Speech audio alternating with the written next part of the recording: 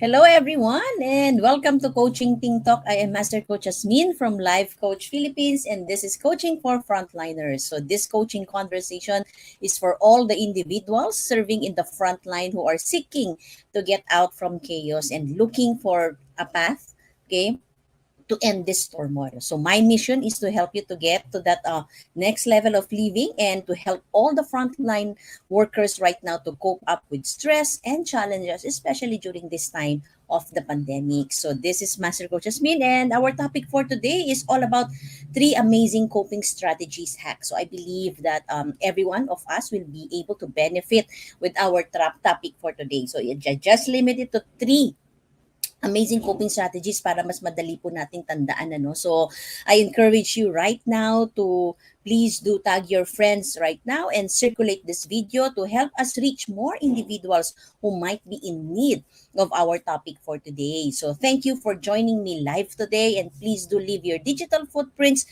by letting me know where are you coming from today. And so please do tag your friends. Okay, tag nyo na po sila so that they can join us immediately in the chat box. So you may also give some shout outs to the people who you wanted to greet and reach out with some inspiring message. If you're watching this also on a replay, para sa mga team replay po natin, put in there in the comment hashtag replay. So right now, I am streaming via Facebook page of Life Coach Philippines and YouTube channel Coach A I Connect. So if you are new to our platform, please like, follow, and subscribe. So if this is your first time to join me, I am Master Coach Hasmin.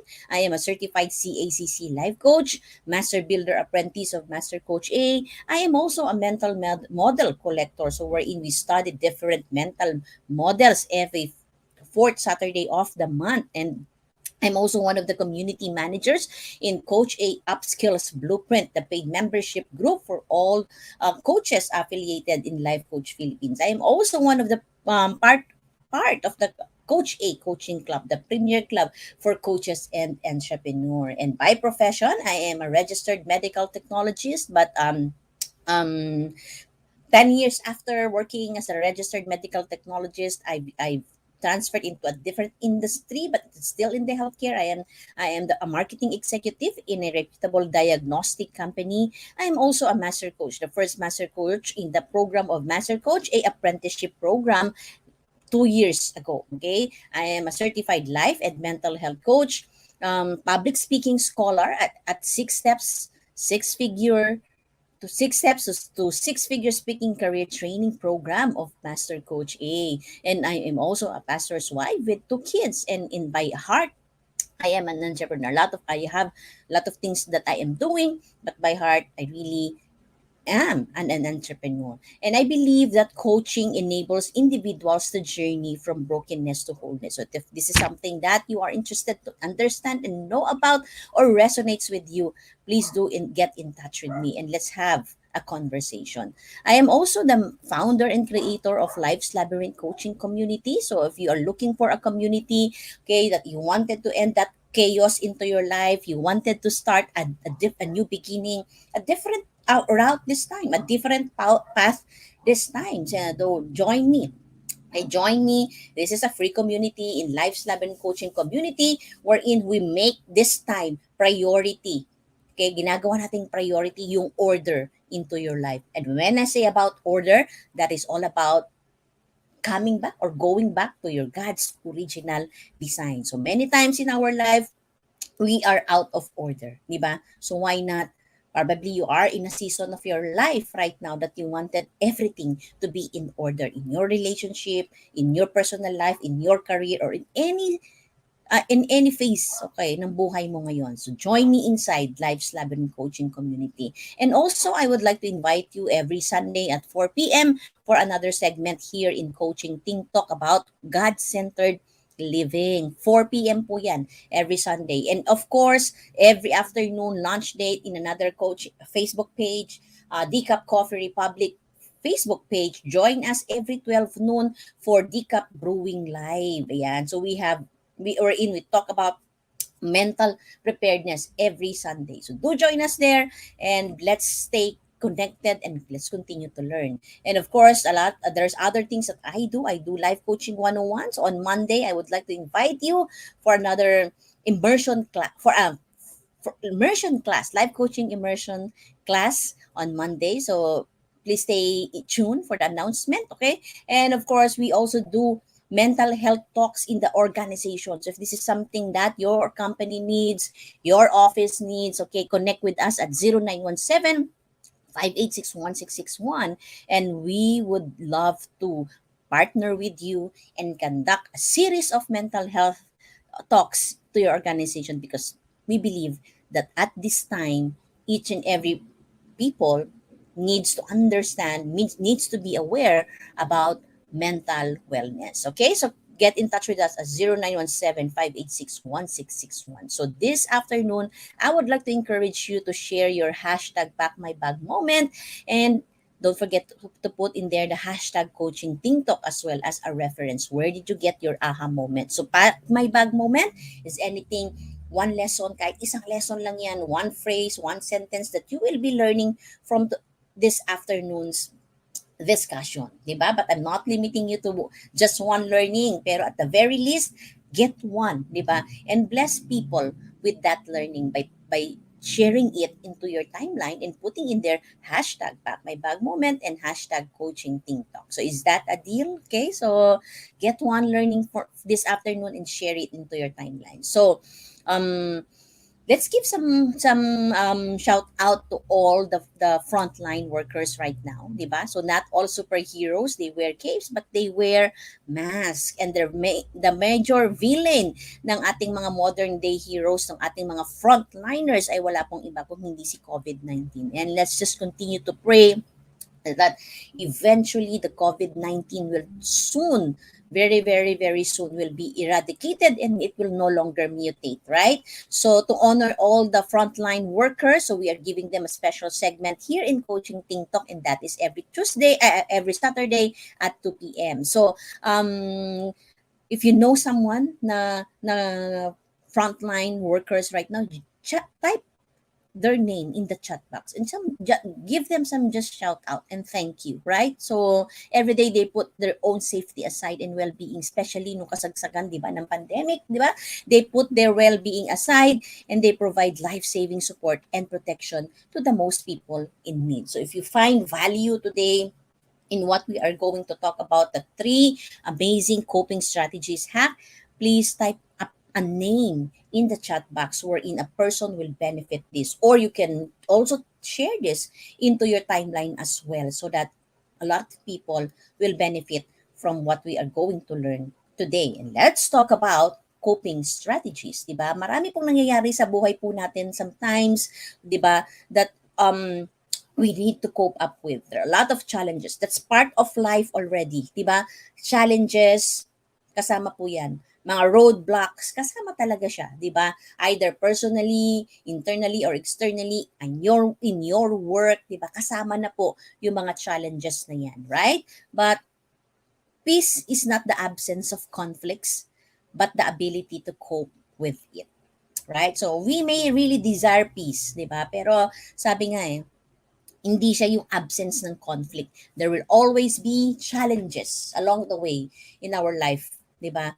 And it doesn't mean that ang peace, pag gusto mo ng peace, ay wala na po yung mga yon, 'di ba? So, but it is not the absence of conflict, but it is the ability to cope with it. So, my question to you now is, how are you coping with with coping, okay, right now with the challenges, di ba? So no matter what challenges we experience, one thing that we are in control is how do we respond to them. Do you agree with that, di ba? So that is one thing that we are in control. Kasama na siya sa buhay natin.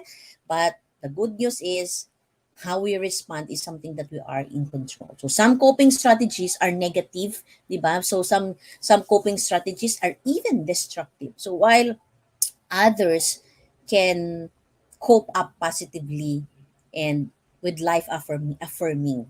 Yan, di ba? So when I say coping strategies, it talks about coping strategies, okay, are the process of executing a cognitive response to threat. Yun po ang ibig sabihin. That is the picture of coping strategies. So how about you? Paano ang mga, can you give me an example on how do you cope up? Ano ang coping strategies mo that seems to be really very effective to you in responding to challenges in your life, right? So when we say coping strategies, it can either be negative and it can also either be positive as well. While some people, okay, yung ibang tao, they try to avoid the situation, di ba? Yung iba, they resort to different kinds of negative coping mechanism. Like for example, drug abuse, di ba? Alcohol, escapism, denial, partying. Yan, that can be a negative coping mechanism. Oversleeping, comfort eating. Yan, suicide for some.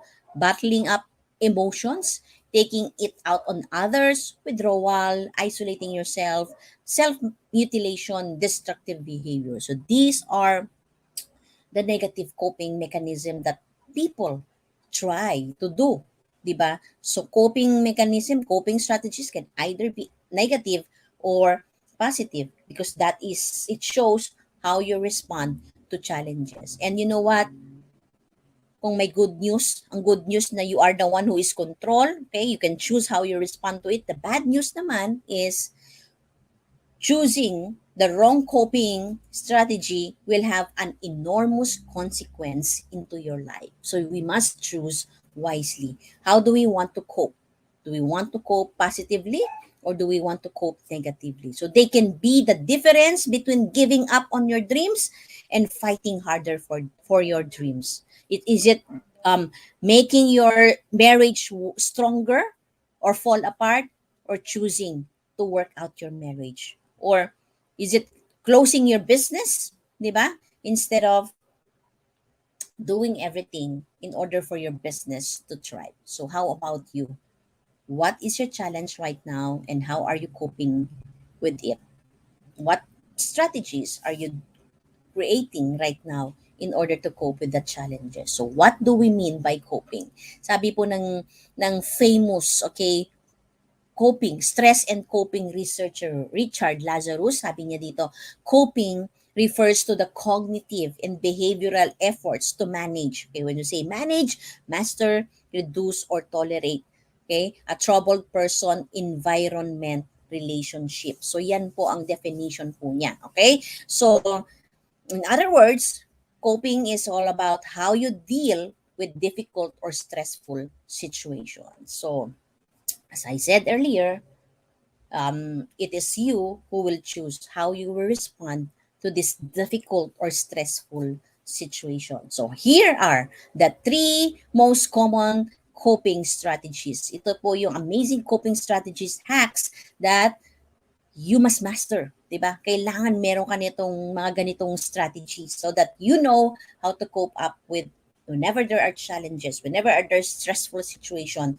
that may come along your way in your job, in your family, and in whatever that you are doing right now. The first coping strategy, amazing coping strategy is what we call the appraisal focus strategy. When we say appraisal focus strategy, these are the strategies that involves challenging your assumption and changing the way you think. Sometimes kasi nasa isip natin, 'di ba? We think a lot of things, di ba? So sa appraisal focus strategy, you are challenging your assumption. Totoo ba siya talaga, di ba? Is that the truth? Is what you are thinking right now the truth, di ba? So it's all about changing the way you think, okay? Like for example, detecting and disputing a negative self-talk. Di ba?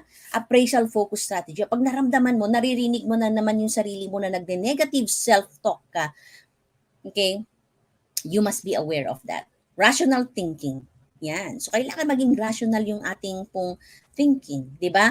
Using positive reinterpretation. Di ba? Rather than looking at it in a negative perspective. Right? Finding humor in the situation. Ito tayo mga Pilipino, magaling po tayo dito. Di po ba? Kapag merong mga hindi magandang pangyayari sa atin po, di ba? We tend to find humor in that situation. So in the same way, ganun din po. Di ba? Turning to religion or turning into faith. Di ba? So that's why it really works. Di ba? When we pray, when we turn on to God, right? it really works. So, ang tawag po dyan sa strategies na yan is appraisal focus strategies, wherein it involves challenging your assumption and changing the way you think about the situation. So, um, focus on this one. Okay, use this strategy whenever there is a threat, there's a stressful situation, and there is a challenging situation. Challenge your thoughts, okay? Change the way you think. And these are few examples that you can try to do in this strategy. Ang next strategy natin is problem focus strategy. So what is problem focus strategy? So this type of strategy aim to reduce the stressor or kung ano yung cause of the problem, right? So dinideal niya yung problema by reducing the cause of the problem or the stressor. So what can you do about it? Active problem solving. When we say active, talagang magiging intentional ka sa pag-solve ng problema and you don't just be passive about it. May problema na pero wala ka, you just keep quiet and wala ka na lang gagawin. So actively problem solve. Kung may problema, deal with it immediately. Okay? Seeking social support. So if you need help, okay, seek help. Okay, because help is available. Just like what we always say here in Life Coach Philippines, help is always available at 0917-586-1661. So if you need to talk to a life coach to process your thoughts, to process those things, those problems, to find solution into those problems, okay, we can really empower you to find the solution deep within you. So seek social support. Next is enhancing time management.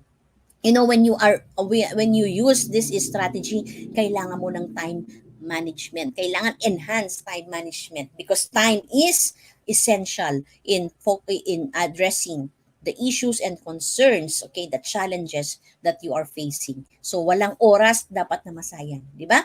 Improving self-control. So ito importante po ito, right? You must improve your self-control. You must not give in into the situation. You must not allow the situation, the stressful situation, the challenge to control you, okay? Self-control. Sometimes kasi we can get mad easily, 'di ba? We can blame people, we can hurt people's emotion, 'di ba? Pero pag problem focus ka lang doon sa problem, okay? And improve your self-control and become more assertive. 'Di ba? At this time when you try to solve the problem, when you use problem focus strategy, be assertive, be confident, okay? Hindi ito bilang pagiging arrogant, okay? But it is really becoming assertive, taking that lead, taking that authority to lead, okay? To lead in solving that problem right now.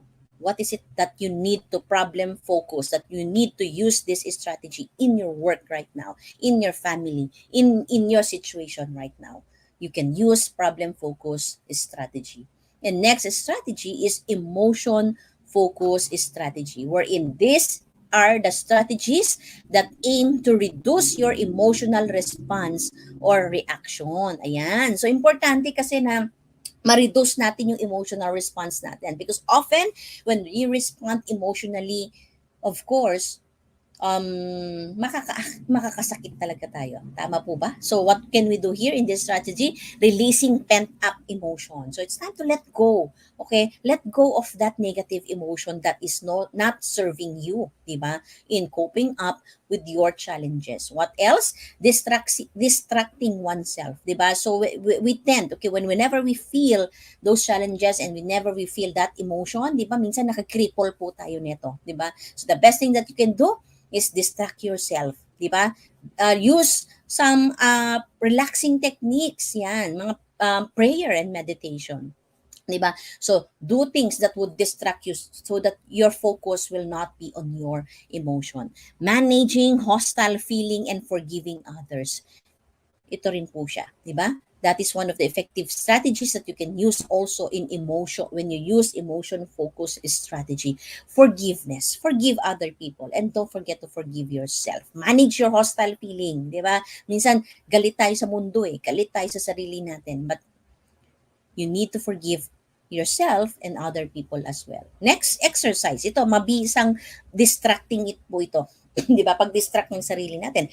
Do some exercise, right?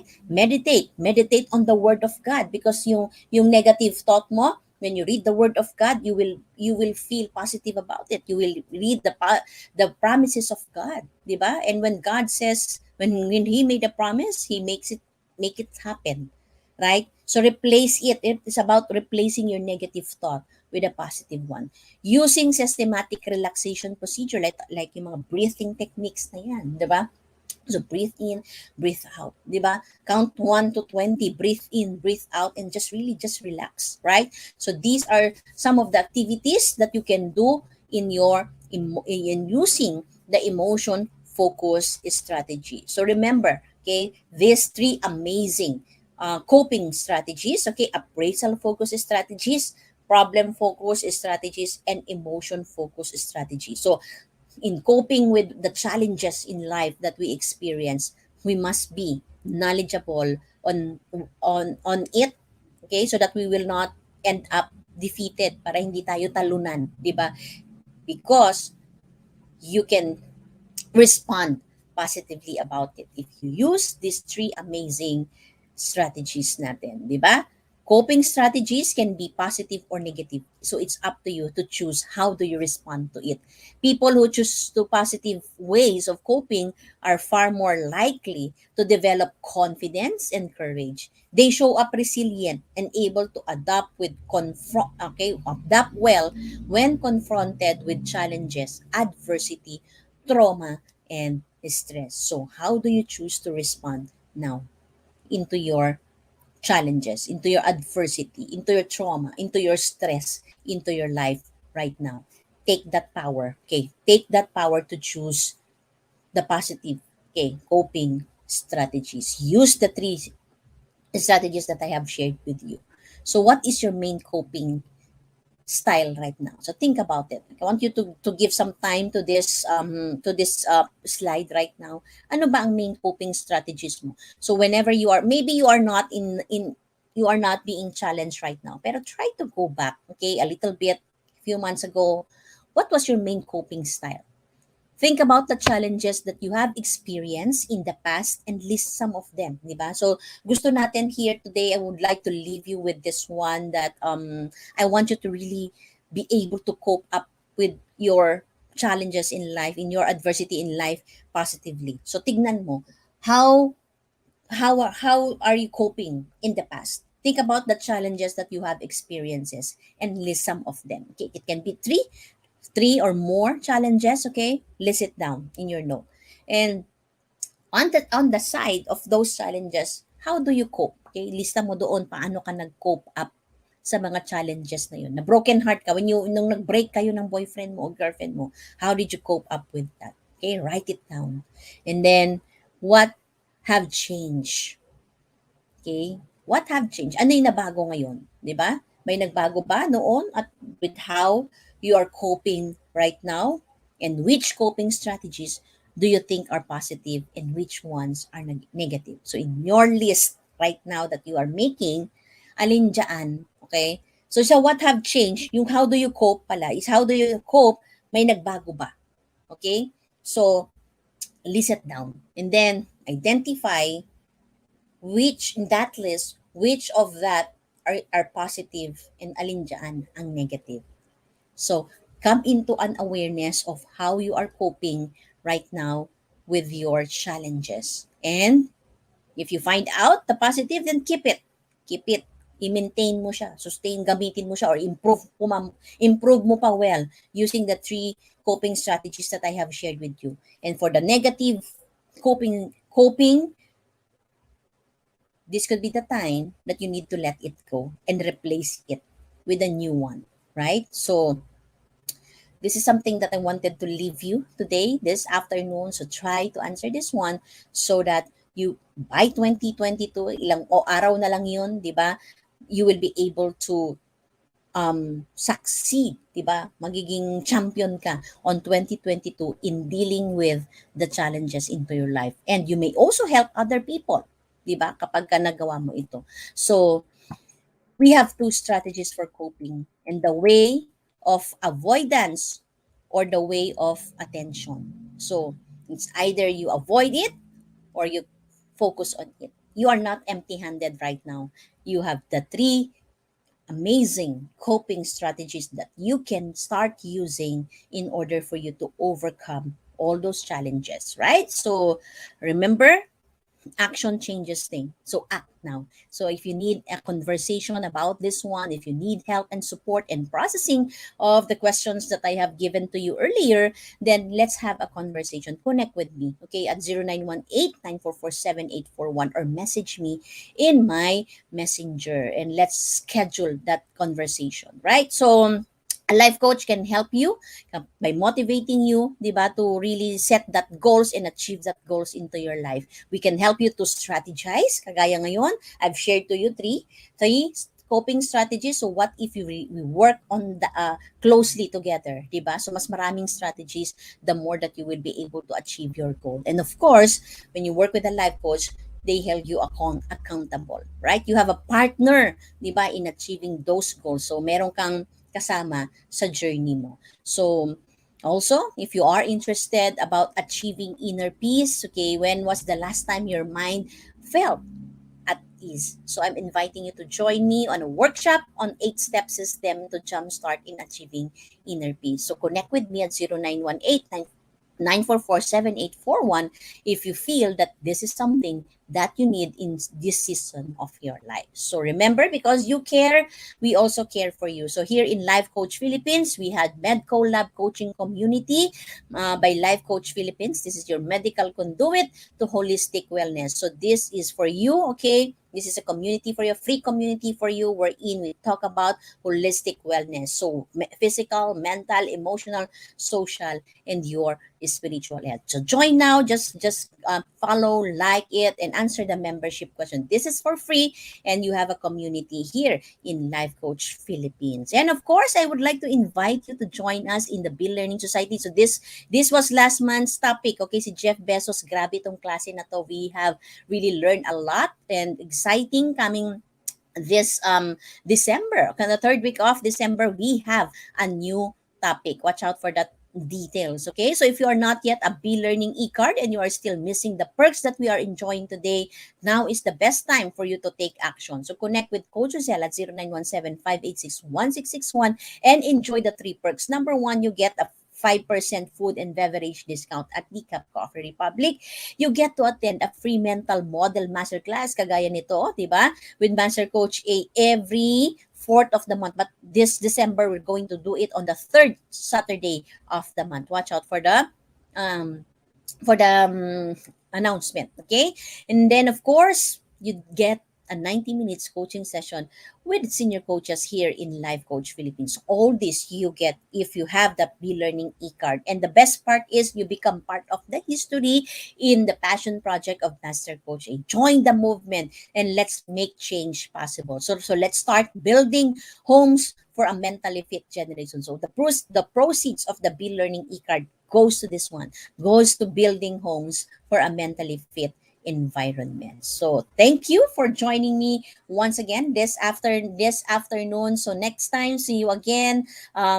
See you again to next Saturday, okay, here in live coaching Ting Talk. And this is once again Master Coach Hasmin for coaching Ting Talk. So coaches like us think and talk like this. This is us in the Philippines. Love, bam, boom. Bye bye.